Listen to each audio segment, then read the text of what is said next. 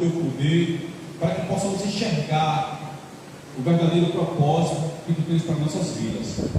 Então, nesse momento, Senhor, te pedindo a tua orientação, ação do teu Espírito sobre nossas vidas. Fala conosco nesse momento. Esse é o nosso desejo e a nossa oração, no nome do teu Filho Jesus Cristo. Amém. Na quarta-feira passada, vimos que João foi o evangelho que Jesus amava, onde Jesus se reclinou no seu ombro, e ele também foi o último a ser escrito, por volta de 90 a 96 depois de Cristo, já por volta do primeiro século. Foi também o último apóstolo a ser morto. Vimos que nele Jesus autêntica a sua divindade. Vimos nele que Jesus comprova que ele é o Filho de Deus, quando ele diz: eu sou, eu sou, eu sou, eu sou e eu sou. E hoje nós iremos ver uma perspectiva do Evangelho de Marcos, que foi o primeiro a ser escrito.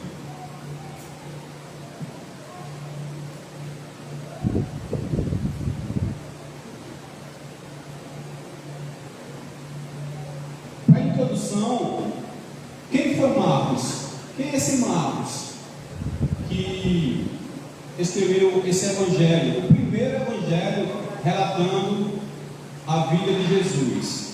Então vamos lá para o texto em Atos 12, 12. Livro de Atos dos Apóstolos, capítulo 12, versículo 12.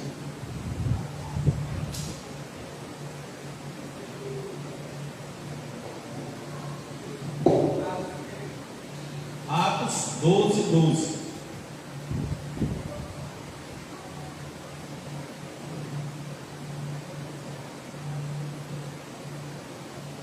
Diz assim, amém?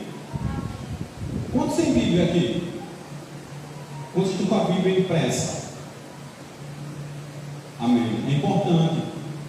O pastor vem convocando os irmãos a estarem com a Bíblia impressa ou digital, mas que tenham o hábito de estar manuseando a Bíblia, e hoje a gente vai fazer isso. Vai estar manuseando bastante para adquirirmos o hábito, o costume de estar sempre buscando os textos semelhantes, os textos que indicam outros textos, e hoje vamos fazer isso. Diz assim o texto: considerando ele a sua situação, resolveu ir à casa de Maria, mãe de João, cognominado Marcos, onde muitas pessoas estavam congregadas e oravam. Esse João Marcos é o autor do Evangelho de Marcos. Só que a história relata os patriarcas, os primeiros irmãos lá no primeiro século, em unanimidade, relata que João Marcos escreveu o Evangelho sobre as memórias de Pedro, e é um personagem que acho que todos gostariam de ver o Evangelho segundo a visão de Marcos, de Pedro. E tem Mateus, que foi discípulo, tem Lucas, que não foi discípulo, tem Marcos, que não foi discípulo, porém escreveu segundo a perspectiva de Pedro, do apóstolo Pedro. E tem João, que também foi discípulo. Então, esse Marcos é esse que sua mãe Maria, não a mãe de Jesus, que era uma das mulheres que acompanhava de perto o ministério de Jesus, que naquela época financiava, ajudava, contribuía financeiramente para o sustento do ministério de Jesus. Essa Maria, mãe de João Marcos. Porém, o nome João Marcos, ele tem dupla nacionalidade. João é de origem de judeus e Marcos é dos romanos, Deus de grega. Marcos quer dizer Deus da guerra. Deus que peleja, o Deus, como que se diz? O falso Deus, esqueci o nome. Oi? Marco. Mas tem um nomezinho que dá o Deus quando não é o verdadeiro Deus, né? Vamos continuar. E esse Marcos é esse, filho de mãe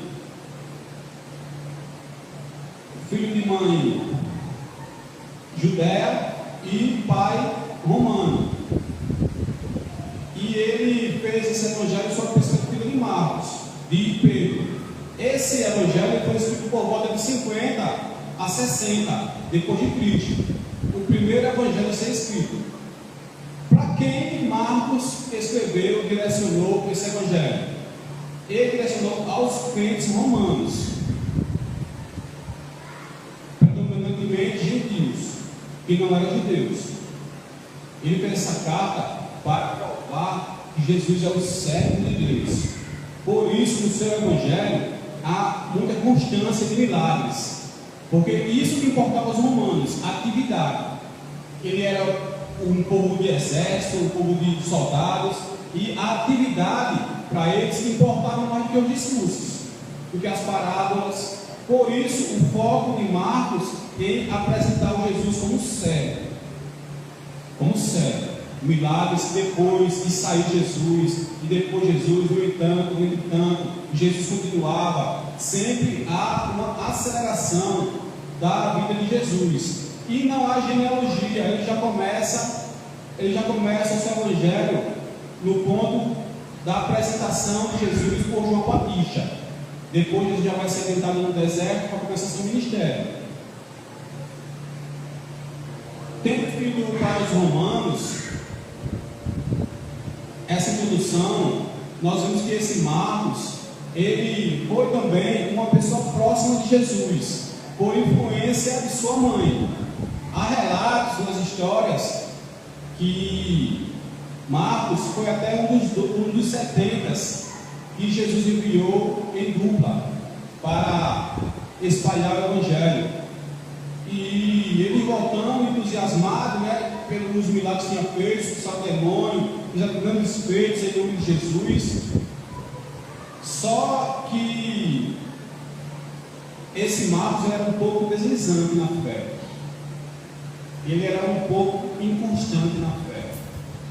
Tendo em vista essa introdução, sabemos quem escreveu, sobre a visão de quem escreveu, foi sobre a visão de Pedro, quem era esse Marcos, filho de Maria, que era seguidora de Jesus, o ano que ele escreveu, para quem ele escreveu.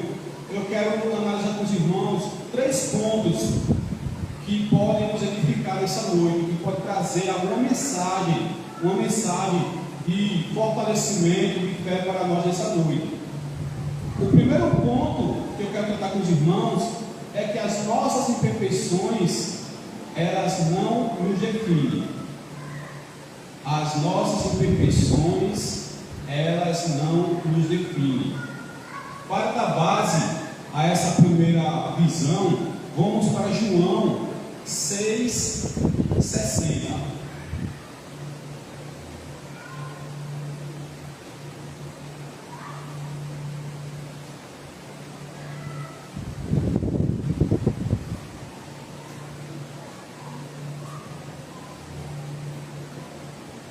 Tendo em vista que João Marcos era um jovem que também seguia Jesus no início do seu ministério, algumas histórias de Eusébio contam até que na Páscoa, quando Jesus manda os discípulos preparar, aquele homem que estava com um cântaro na cabeça se tratava de Marcos, e a casa onde foi feita a ceia, a última ceia antes da crucificação de Jesus, era a casa de Maria, onde também a casa onde Pedro, quando saiu da prisão, foi se refugiar, onde estavam os irmãos orando. E Marcos, ele era um jovem que tinha um bom coração, que gostava de participar das coisas de Deus, porém, quando a coisa apertava, ele escapulia. Quando a coisa apertava, ele afrouxava, como diz o popular, né? E o texto diz o seguinte: muitos dos seus discípulos, tendo ouvido tais palavras, disseram: duro é este discurso, quem o pode ouvir? Isso aqui, os discípulos comentavam entre si, quando Jesus disse que ele é o pão que desceu do céu. Eu sou o pão que desceu do céu.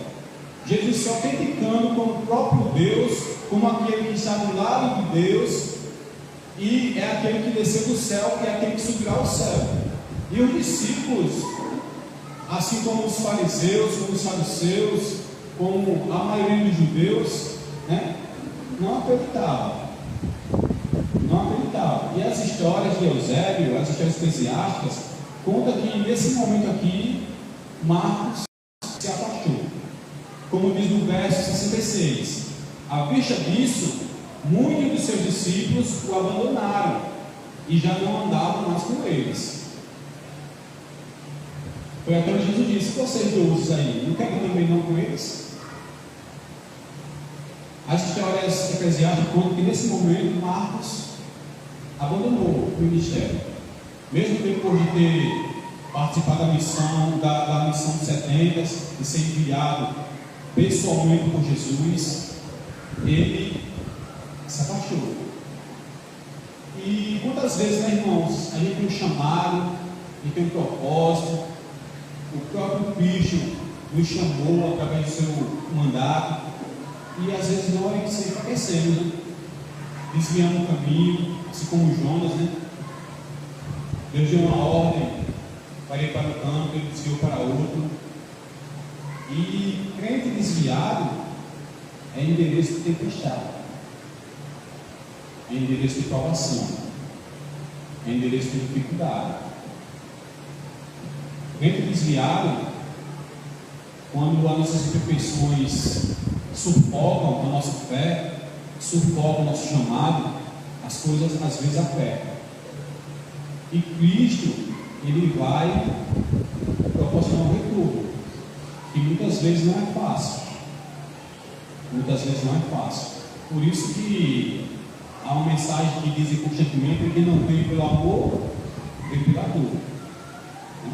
Não importa o que vamos passar, mas se você é escolhido, se você é chamado, Deus, Cristo vai preparar um caminho de volta. E nós temos que estar atento a isso, atento que nossas imperfeições não podem sufocar a nossa vida espiritual. As nossas imperfeições, ela faz parte da nossa caminhada. Porém, o que nos fortalece é o Espírito de Deus, é a sua palavra. É aqui que encontramos forças. Assim como Paulo disse que quando ele se sentia fraco, era que ele era forte. E eu louvo a Deus, sabe, irmãos, pelo rumo que a Igreja Nova Vida está tomando das palavras, da visão do Evangelho, de não pegar esse Evangelho fácil, que é bom de ouvir. Às vezes o irmão pode pensar: poxa, mas os irmãos que sobem lá na frente só pregam dificuldade, só pregam que os irmãos foram mortos, que os irmãos passaram por dificuldade, que havia perseguição, que havia tribulação. Mas esse é o Evangelho, irmãos. Cristo, ele é maravilhoso. Ele nos dá a paz que excede qualquer entendimento. Quando você está verdadeiramente alicerçado em Jesus, você passa pela tribulação, você passa pela perda, você passa pela fome, você passa pela nudez, pelo perigo, pela espada, com a certeza do cuidado de Deus, independente da situação que você está passando. Você sabe que Ele está com você, que Ele é com você, que Ele é com você. Outro texto para essa primeira introdução de nossas imperfeições no nos define é Atos 13:13.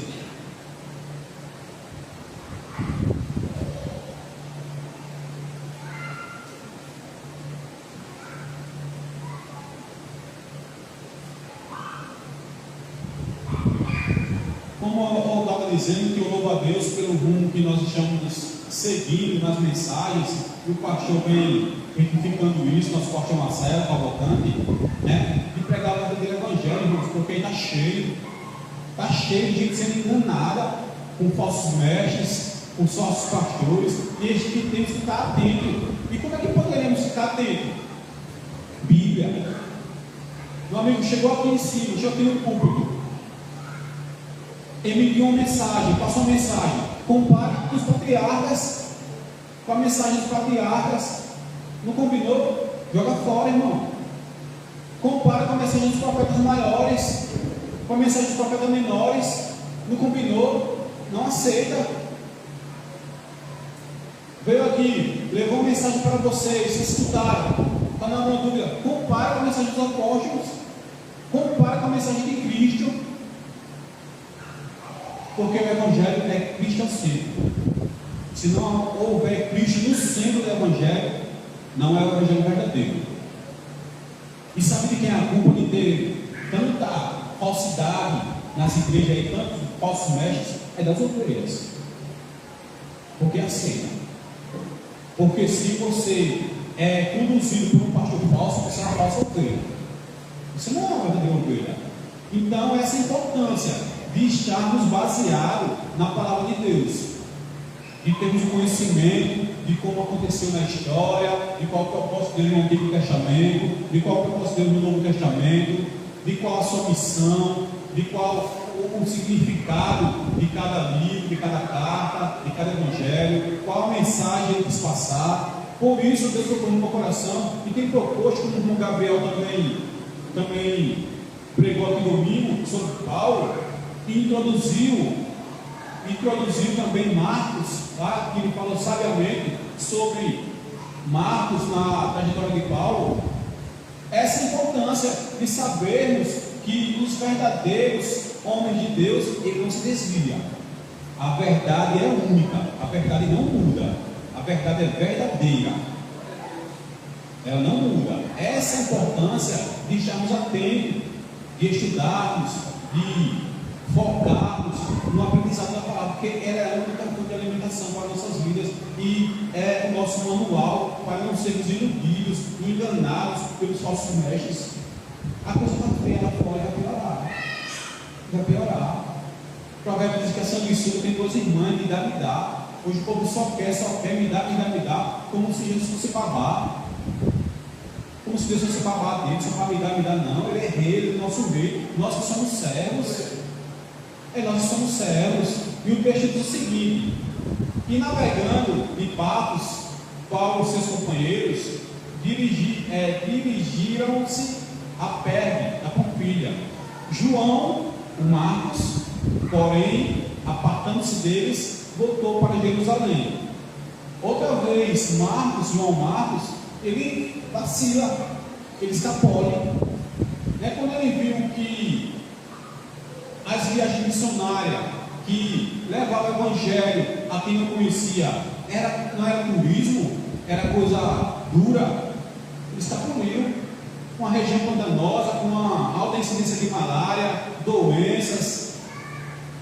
Paulo várias vezes adoeceu, seus irmãos também adoeceram. Sempre há relatos de pessoas que ficavam doentes nessas viagens missionárias. Ele escapuliu, talvez por ser jovem, inexperiente, com medo de enfrentar as adversidades, voltou para Jerusalém. Apesar das imperfeições dele, ele tinha a fé. Ele não esmoreceu na fé. Esse é um ponto muito importante para nossas vidas. Vai haver deslizes, vai haver tropeços, mas não podemos deixar isso abalar a nossa fé, porque nós somos pó, nós somos falhos, e se nós levarmos isso para o coração e ele suportar a nossa fé, aí é que a coisa fica feia, aí é que a coisa piora. Diante dos seus juízes, ele tem duas opções: ou fazer como Adão e Eva, correr e se esconder da presença de Deus, ou fazer como Davi, quebrantar seu coração, se arrepender dos seus pecados e voltar ao primeiro amor. Essas são nossas duas opções diante dos nossos deslizes. Lembrando e ficando que nós somos chamados para a santidade. O pecado, o desvio na vida do cristão, ele é um acidente, ele não é frequente, ele não pode ser frequente, ele não pode ser frequente. Mas se porventura acontecer, e não somos perfeitos, os estudos dizem que nós não somos o que somos, nada é o que é, as coisas, as pessoas é o que foi e o que será. Por isso Deus era, é e há de ser sempre Deus. Nós éramos pó, somos corpo e voltaremos para o pó. Por isso a nossa intenção, nós só seremos perfeitos quando o nosso corpo for glorificado. E Marcos não foi diferente. Ele tem suas imperfeições, seus medos, seus deslizes. E o segundo ponto que eu quero abordar sobre essa perspectiva de Marcos é que os conflitos, eles existem. Os conflitos, eles existem em qualquer lugar. E na igreja de Cristo também. Divisão de opiniões, visão diferente. Cada mente é um universo. Minha visão é diferente do pastor, diferente do Gabriel, diferente do Flávio. Cada um tem uma visão diferente. Entendeu? Então, os conflitos sempre vão existir. Como tem lá em Atos 15, 37.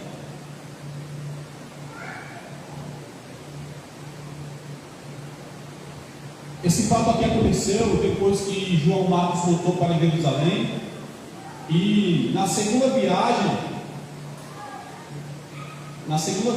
de Paulo e Barnabé, que era primo de João Marcos, na segunda viagem, Barnabé queria levar Marcos novamente. E o texto diz o seguinte: e Barnabé queria levar também João, chamado Marcos, mas Paulo não achava justo levarem aquele que se afastara desde a Pampilha, não os acompanhando no trabalho.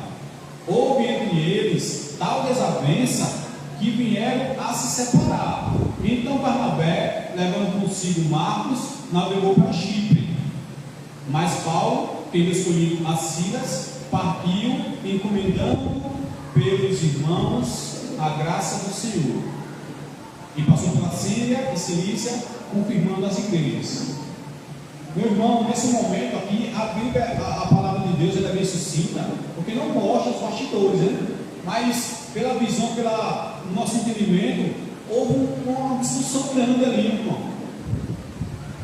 Barnabé queria levar novamente Marcos, que da primeira vez tinha abandonado a sua missão como auxiliar, tinha abandonado, tinha voltado por medo, por imaturidade, porque Paulo tinha assumido o comando, a liderança. A Bíblia não relata o motivo. Mas na segunda viagem, Barnabé queria dar outra chance a ele. Vamos levar Marcos. E Paulo rejeitou. Disse: não acho justo, não. Eu não acho justo Barnabé levar aquele que lá na casa abandonou a gente, que não aguenta a pressão. Ele vai abandonar a gente de novo. Quando a sua apertar, ele vai sumir de novo e a gente vai ficar como?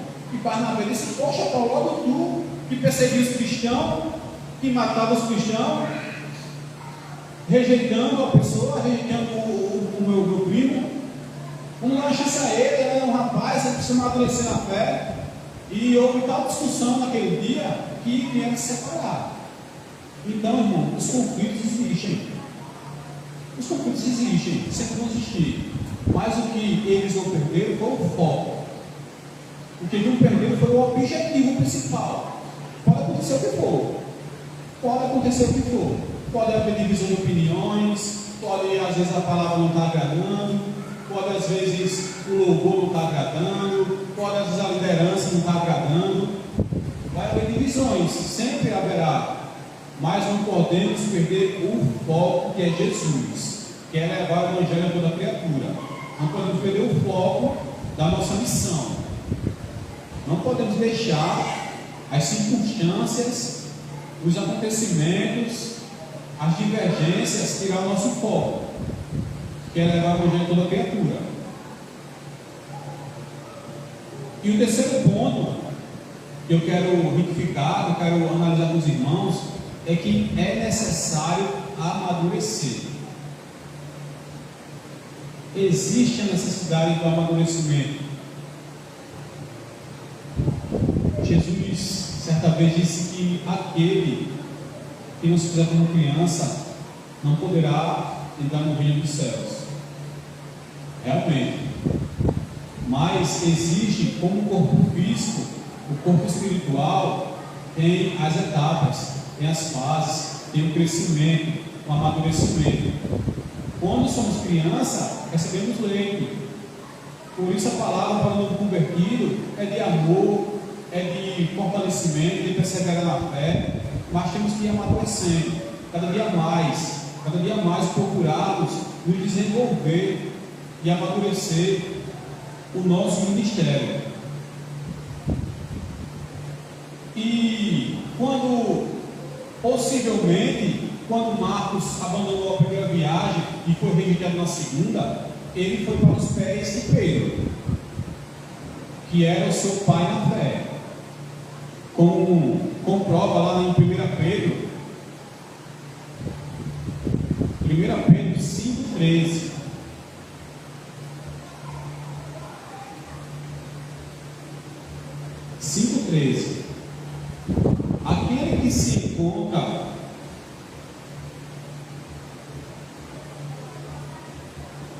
Aquele que se encontra em Babilônia, também eleita, vos saúda, como igualmente meu filho Marcos. Saudai-vos uns aos outros com ósculo de amor. Pedro adotou Marcos. Pedro foi o seu tutor, foi o seu pai na fé, foi a pessoa que levou Marcos, através do Espírito Santo, à maturidade.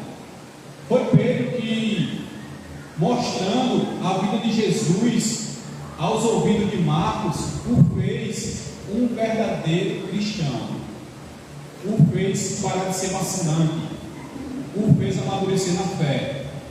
Quando a gente imagina lá, eles lá no momento deles, Pedro relatando os fatos do milagre de Jesus, e Jesus fez isso, Jesus curou o cego, Jesus fez o paralítico andar, Jesus andou sobre as águas, Jesus multiplicou pães e peixes, Jesus curou a mulher do fluxo de sangue, Jesus ressuscitou Lázaro, Jesus curou a filha de Jairo, Jesus ressuscitou a filha do centurião. E Marcos, ouvindo aquilo, foi amadurecendo na fé. Foi amadurecendo, ele tinha boa vontade, ele tinha fé, porém era deslizante, e precisou ele amadurecer para verdadeiramente se cumprir o propósito de Deus na vida dele.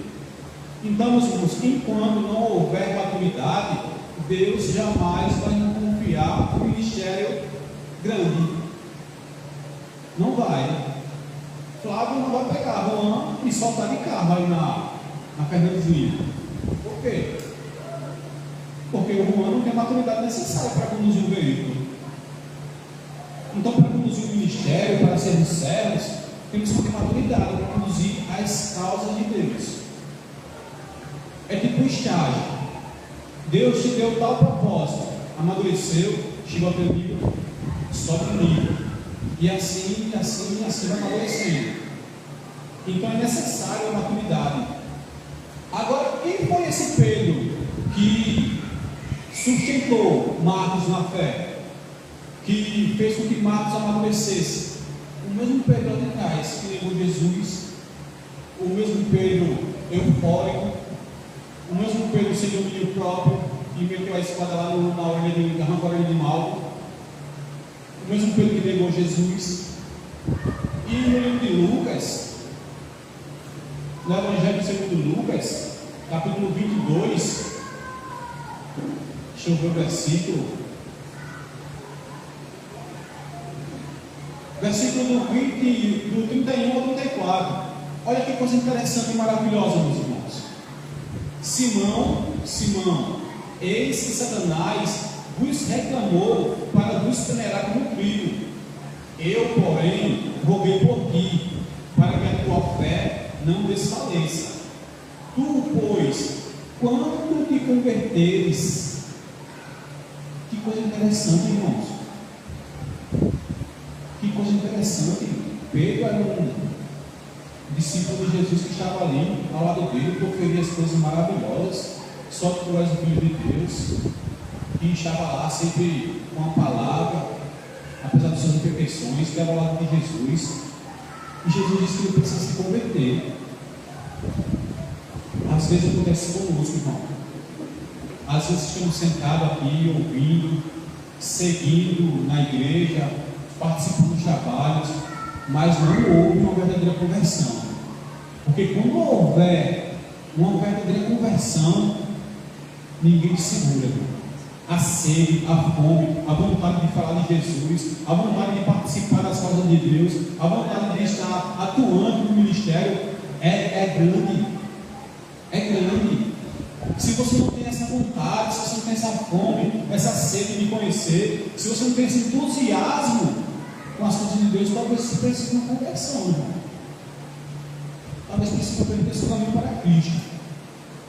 E é tremenda essa mensagem. Quando, pois, te converteres, fortalece os teus irmãos. E foi isso que ele fez. E foi essa a missão dele: fortalecer os seus irmãos. E para todo deslize, para toda vacilação, Jesus ele tem a cura. Para todo pecado, para todo desânimo, para toda falta de compromisso, para toda procrastinação, ele tem a cura. Jesus, quando ressuscitou, que Pedro, eu imagino que Pedro estava tão magoado de ter negado Jesus 3 vezes, e Jesus tinha avisado a ele que ele ia negar, e mesmo assim ele negar, ele olhou para Jesus, Jesus olhou para ele, e ele, naquele momento, comigo, a Bíblia fala que ele chorou, e Jesus foi crucificado e morto, e ele como comeu. O único que ficou aos pés foram as mulheres e João, a quem Jesus entregou a mãe dele. Imagine a mente de Pedro: poxa, eu participei, eu vi os milagres, eu vi a multiplicação de pães, eu vi tudo que o meu mestre fez, e no momento que ele mais precisou de mim, eu neguei. Imagine o coração de Pedro para continuar a sua missão.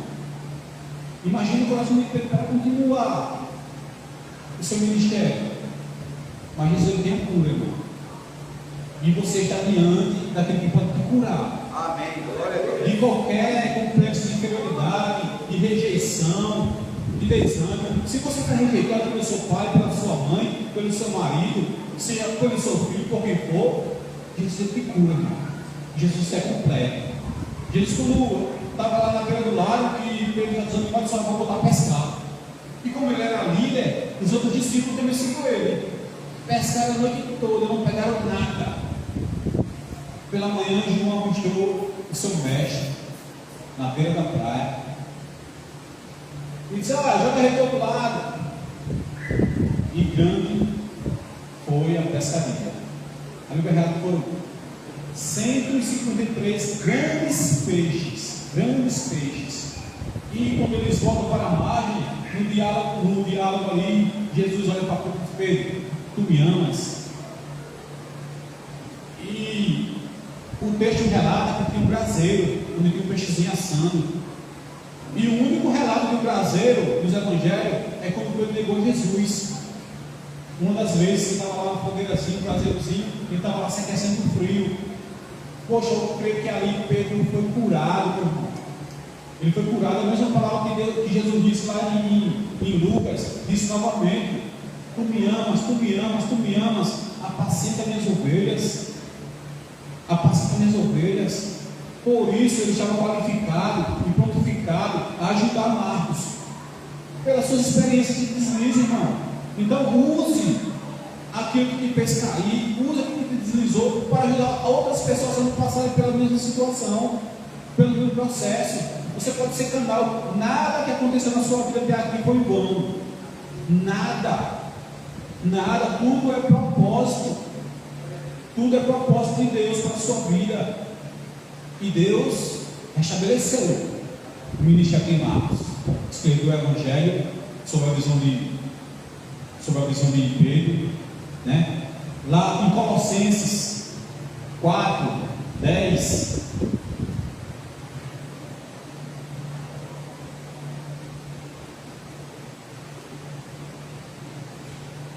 Colossenses 4,10, olha o que o texto diz: saúda-vos Aristarco, prisioneiro comigo, e Marcos, primo de Barnabé, sobre quem recebestes instruções. Se ele for ter convosco, acolhei-o. A Bíblia não relata em qual ponto houve essa reconciliação, mas é outro ponto importante para nós. Apesar dos conflitos existirem, apesar das divergências existirem, isso não pode fazer com que pequemos. Isso não pode fazer com que pequemos e percamos a nossa salvação. Porque o perdão faz parte da vida do cristão. Para receber um perdão, temos que perdoar.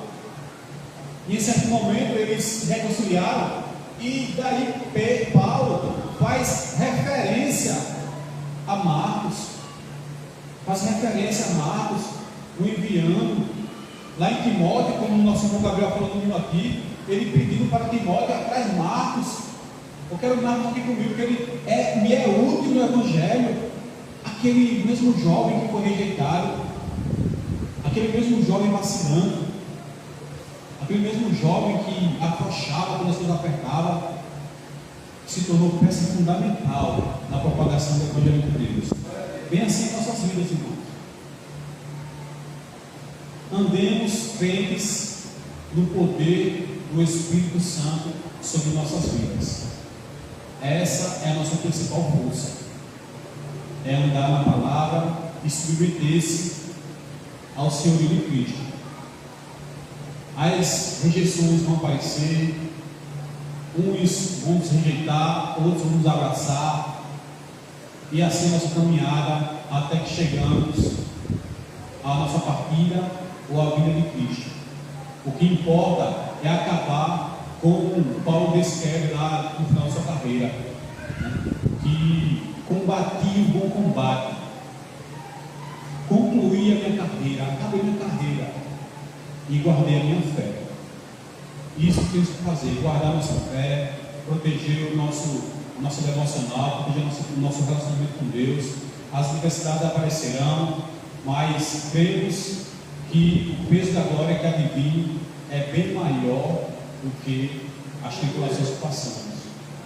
Então prossigamos no aprendizado, prossigamos no conhecimento de Deus, sabendo que somos imperfeitos, sabendo que somos errantes, mas que aquele que é perfeito, aquele que desceu do céu em nosso favor, é Ele quem escreve a nossa história. E eu te digo, se até agora a tua história não foi o mais belo poema, eu digo uma coisa a você: ainda não acabou. Ele ainda está escrevendo a tua história. Então se submeta a Ele, entregue-se de coração, se converta a Ele, e você verá os mais belos capítulos de sua vida ser escritos. Amém, irmão? Amém, irmão? Essa é a palavra de Deus para o nosso coração no dia de hoje.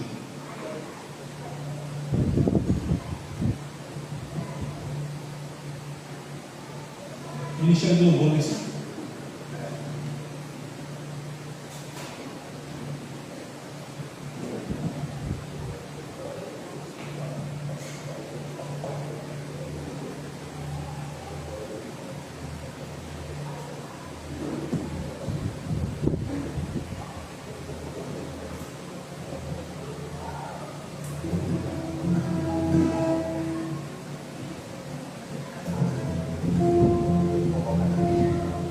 Amém? Glória a Deus. Vamos ver. Jesus.